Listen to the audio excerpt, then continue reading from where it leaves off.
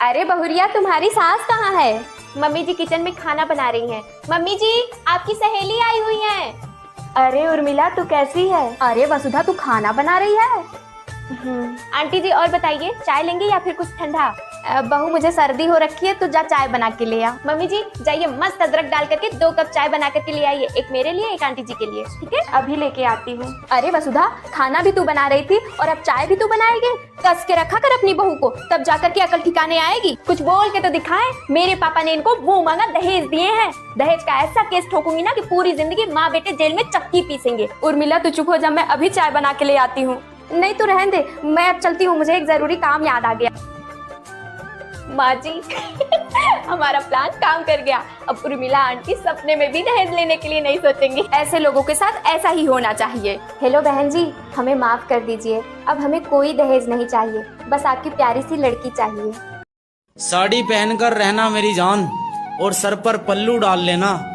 कि साड़ी पहनकर रहना मेरी जान और सर पर पल्लू डाल लेना।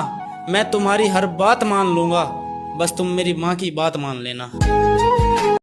बहू, ये क्या है? तुम्हारे सर पे पल्लू क्यों नहीं है? कितनी बार कहा है कि सर में पल्लू डाल के रखा करो। सॉरी माँ जी, काम करते करते सर से पल्लू कब हट गया पता ही नहीं चला। लीजिए आपका टिफिन।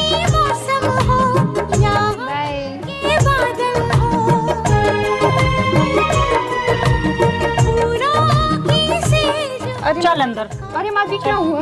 क्या हुआ माँ जी? तुम इस घर की नई बहू हो करके रेलिंग पे खड़ी हो, ना सर पे पल्लू है ना कुछ है, यही तुम्हारे संस्कार हैं। सॉरी माँ जी। ऐसे रहा करो। बहू, मैं बाजार जा रही हूँ, घर का सारा काम कर लेना और घर ही पे रहना, घर से बाहर मत जाना। जी माँ जी।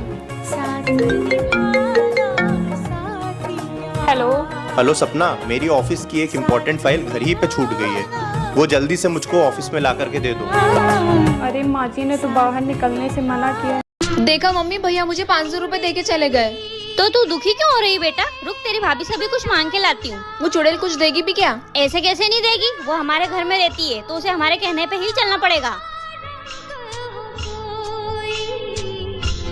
सुन बहू।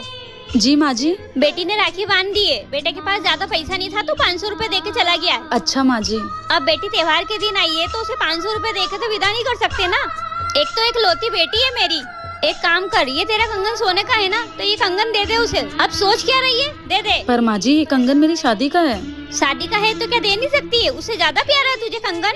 नहीं नहीं माँ जी, ऐसी बात नहीं है, लेकिन देख, तू दूसरों की भाभी जैसा मत कर, जो ननन को कुछ देना ही नहीं चाहती है। जी माँ जी।